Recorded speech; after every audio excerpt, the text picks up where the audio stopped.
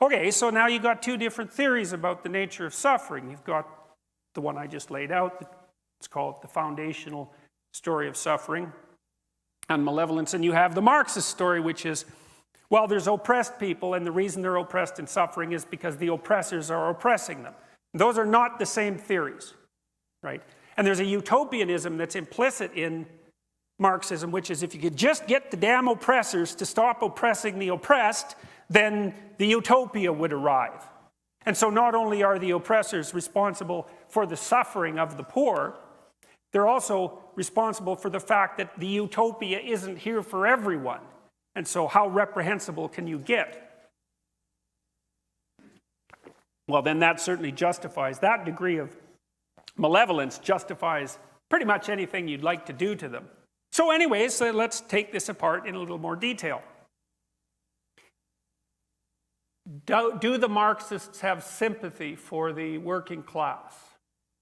George Orwell was interested in this question.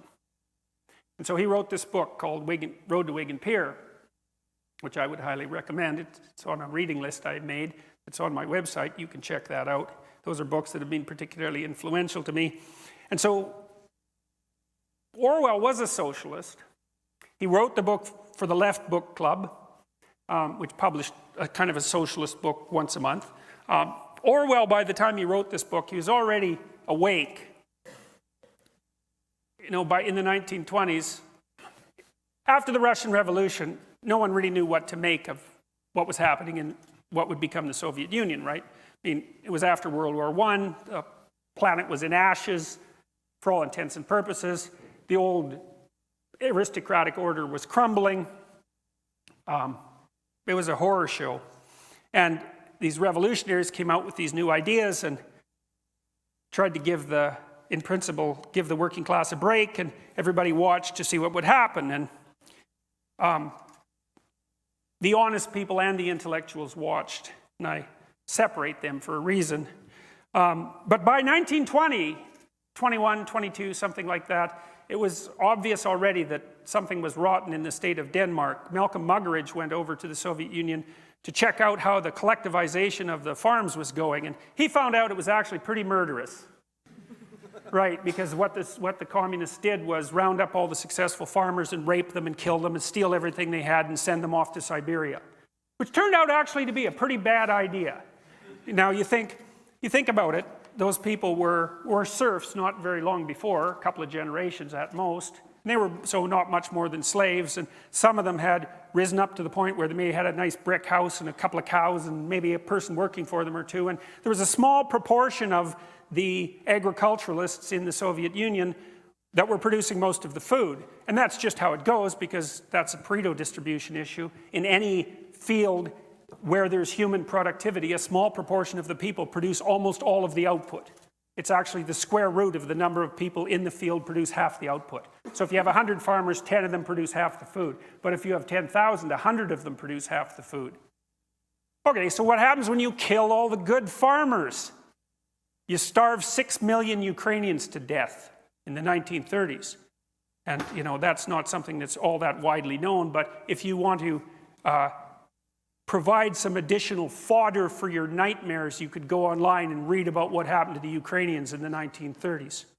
So that under the collectivization principles. So let's say you were a mother and you were starving to death, and so were your children, and you know, the communists had come in and forcibly collectivized you, and then they took all the grain that your collective farm had produced and they shipped it all to the cities, eh? And so that's all done, and you think, okay, you know, the city's got to eat. And so then you go out in the field to pick up the grains that the harvesters missed, so that you can, you know, the ones that they've been lying there, they're not so good, there's not that many of them. You go out and glean, you pick up the seeds that weren't picked up, so you can feed your kids so they don't die.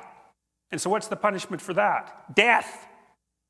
Because you were obliged under the collectivization orders to turn in any additional grains that you happened to pick off the ground to the authorities, so that they could be, well, who knows, but at least so they could be shipped to the cities, I suppose, which is of course absurd, because of course that would never happen.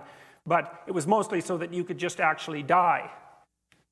So, okay, anyways, back to the road to Wigan Pier. Now, I'm going to read you a little bit about from the book. So Orwell went out to this mining town in the northern UK, and coal miners, Orwell had sympathy for the working class. He really worked on that his whole life because he was a middle class, upper middle class, snobby type Englishman, and he knew it. And he tried really hard to overcome that. He served in the Spanish Civil War. He wandered around as a tramp. He worked in low-end restaurant. He worked as a low-end worker in restaurants in Paris and in London. He has a very good book. I think it's called Down and Out in Paris and London that describes that. Like, he was a seriously committed dude and really a smart guy. And so he's going up to these terrible towns in the northern UK where the coal miners worked and had their families. And, you know, they had hard lives. They had hard lives, and that's just saying nothing. You know, the coal miners that he met, they didn't have any teeth by the time they were 30. He said, the women he talked to said, teeth are just a misery. It's better to get rid of them as soon as you can. And they went and the men went and mined coal, and that was rough. You know, they all had black lung by the time they were 40, and they were done fundamentally. But here's just a bit of a story about how hard their lives were. So they had to go in the mines during the day, so they never saw the day, so that's one thing. They had to go to the mines, and then they had to like knock coal off the walls. That's hard, with hammers and picks and all of that, and then they had to move it. But that was their job, but there was the commute. So here was the commute. So imagine that the typical tunnel was about that high, something like that, and the typical coal miner was about that high. Well, that's a problem, because you got to walk through those tunnels to get to work. So you have to walk like this. Then the question might be, well, how far do you have to walk to work? And the answer is 3.5 miles. And that's how far you have to walk back from work after you've put your 8-hour shift in at the coal mine. And you don't get paid for the commute. And so Orwell said that was more or less like climbing a small mountain in the morning before you went to work and then climbing another one at night before you went home. And so that was just, I mean, believe me, I'm telling you very little about how tough their lives were, but that gives you a little flavor. Actually, one day like that for a modern person, you're dead, or you wish you were dead anyways. And so Orwell talks about going up there to stay and terrible places he lived in while he was up there and the terrible food he ate and the miserable, wretched scenes that he saw. And here's one of the miserable, wretched scenes. He's on a train through the neighborhoods. He says, the train bore me away through the monstrous scenery of slag heaps, chimneys, piled scrap iron, foul canals, paths of cindery mud, crisscrossed by the prints of clogs. This was March, but the weather had been horribly cold, and everywhere there were mounds of blackened snow. As we moved slowly through the outskirts of the town, we passed row after row of little grey slum houses running at right angles to the embankment. At the back of one of the houses, a young woman was kneeling on the stones, poking a stick up the leaden waste pipe which ran from the sink inside and which I suppose was blocked. I had time to see everything about her, her sack apron, her clumsy clogs, her arms reddened by the cold. She looked up as the train passed, and I was almost near enough to catch her eye. She had a round, pale face, the usual exhausted face of the slum girl who's 25 and looks 40 thanks to miscarriages and drudgery, and it wore, for the second in which I saw it, the most desolate, hopeless expression I have ever seen. It struck me then that we, meaning the middle class at that time, are mistaken when we say that it isn't the same for them as it would be for us, and that people bred in the slums can imagine nothing but the slums. For what I saw in her face was by no means the ignorant suffering of an animal. She knew well enough what was happening to her, understood as well as I did how dreadful a destiny it was to be kneeling there in the bitter cold on the slimy stones of a slum backyard, poking a stick up a foul drain pipe. All right, so Orwell writes the first part of the book, and it details the lives of these people. And then he makes an argument. He says, like, how can you read about this? How can you know about this without having some sympathy for redistribution schemes and socialist ideas? And so he's actually asking himself this question. It's not just a rhetorical question. He's a serious guy, right? He goes up there and he tells you a story that you have to have a heart of stone if you read that, you don't think, man, something should be done about this. It's really awful. So he's set up this situation where your sympathies are completely with the people that he's describing. But socialism wasn't all that popular in Britain at that time, and socialists weren't all that popular with Orwell. He didn't really like them that much. And he was trying to figure out why that was. So this is what he wrote in the second part of the book. Now, this got him in a lot of trouble. They didn't want to publish his damn book after he wrote the second part. But he fought with them and he got it published, and it's a classic, and people still read it, and you should read it because it's a great book, and Orwell's a great writer. And Orwell was another one of those people, intellectuals, who woke up pretty early. You know, Orwell wrote Animal Farm in 1984. He wrote 1984 and 1948. Wrote Animal Farm approximately around the same time. He knew what was happening under Stalin, and he wasn't afraid to say it. But it was a message that in some sense fell on deaf ears, especially among the intelligentsia. And there's complicated reasons for that. But it wasn't like the facts weren't there for people to see them if they wanted to. And as I already said, Malcolm Muggeridge had made it pretty clear in the 1920s, and that was widely publicized, by the way, throughout the UK, what was happening during de-kulakization, the kulaks being the farmers that I talked about earlier who had committed the unspeakable sin of crawling out of their serf status over a couple of generations to the point where they weren't mere property and half-starved. So this is what Orwell had to say about socialists. It might be said, however, that even if the theoretical-oriented, book-trained socialist is not a working man himself, at least he is actuated by a love of the working class. He's endeavoring to shed his bourgeois status and fight on the side of the proletariat. Obviously, that must be his motive. But is it? Sometimes I look at a socialist, the intellectual, tract-writing type of socialist, with his pullover, his fuzzy hair, and his Marxist quotation, and wonder what the devil his motive really is. It's really difficult to believe that it's a love of anybody, especially of the working class, from whom he is, of all people, the furthest removed. The truth is that to many people calling them socialists, revolution does not mean a movement of the masses with which they hope to associate themselves. It means instead a set of reforms which we, the clever ones, are going to impose upon them, the lower orders. On the other hand, it would be a mistake to regard the book-trained socialist as a bloodless creature entirely incapable of emotion. Though seldom giving much evidence of affection for the exploited, he is perfectly capable of displaying hatred, a sort of queer, theoretical, in vacuo hatred against the exploiters. Hence the grand old socialist sport of denouncing the bourgeoisie. It is strange how easily almost any socialist writer can lash himself into frenzies of rage against the class to which, by birth or by adoption, he himself almost invariably belongs. Now, I worked for the NDP when I was a kid, and I had privileged access to the leadership for provincially and federally for reasons that I won't go into, and I thought that many of them were honorable people who were really striving to give the working class a voice. And I believe that the working class needs a voice, a political voice, for obvious reasons. I think the Democrats in the United States have made an absolutely dreadful, abysmal mistake replacing their working class political ethos with identity politics. We're going to talk about that. And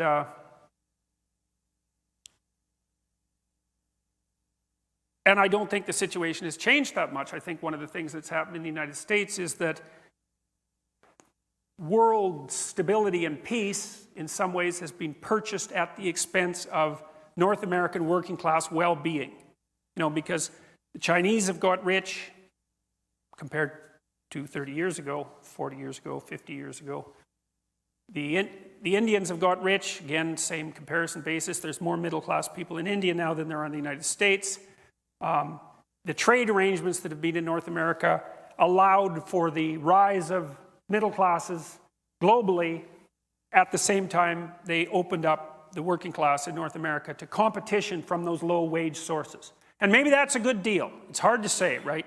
Because it's not such a bad thing that the Chinese aren't starving, and it's not such a bad thing that the Indians aren't starving, and that those societies are transforming themselves actually into communities that are quite wealthy. It's like, hooray for that. It's an absolutely miraculous transformation. It's the most rapid growth of human wealth in the history of humanity. So we should be pretty happy about that. But we should also remember, at least to some degree, who's paid the price for it. And so, as far as I'm concerned, the working class needs a voice. And it isn't obvious that they have one at the moment. Having said that, however, it isn't obvious to me at all that the people who purport to stand for the working class actually do so, or that if they do so, that the reason they do so is because they're all compassionate and sympathetic and loving and kind and saint-like. I'm more convinced by Orwell's argument. So back to the NDP. The people I met at the leadership level, a lot of them I had a fair bit of admiration for, but as I worked with the party over about a 5-year period, there was this contradiction that kept emerging for me, and that was that I didn't really like the low-level party functionary activist types. Like, they just weren't personally appealing to me. They seemed peevish and resentful. And then, at the same time, I was going to college. I was about 17. I got elected to sit on the college board of governors, and at that time, Alberta was conservative, politically, right? It still is, of course, but it was part of the progressive conservative empire, because they ruled Alberta forever. And all the Board of Governor members were basically nominees, right? They were conservative nominees, so these were conservative people. And I was an NDP member, and I thought, and I'd worked for small businessmen too who weren't NDP. They were conservative. I could never figure that out, but I'll tell you about that in a minute. But I had a bad case of cognitive dissonance, because it actually turned out that I admired the people on the Board of Governors. And they were mostly, it was in Grand Prairie, it's not a very big place, and it's not very old. And so if you were reasonably successful in Grand Prairie, the probability that you had inherited your money from the aristocracy was like 0, because there wasn't one, right? The whole damn town was 50 years old. So if you had any influence or wealth, you were a small businessman, small to middle-sized businessman, and you knew what you were doing. And I actually admired these people. I thought, well, that's not very good. I admire them, and I don't share their political views. And then there's these other people with whom I hypothetically share political views, and I don't admire them at all. What's going on? And then I read Road to Wigan Pier, and I thought, oh, that's it. They don't like the poor, they just hate the rich. It's not the same thing. It's not the same set of motivations. And so let's say that you're a postmodernist and you privilege compassion for the oppressed. Think, well, what do you push to the margins? Well, what are you doing with all your hatred and your resentment and your evil? It's like, you don't have any of that? That's a bad theory. That's a really bad theory.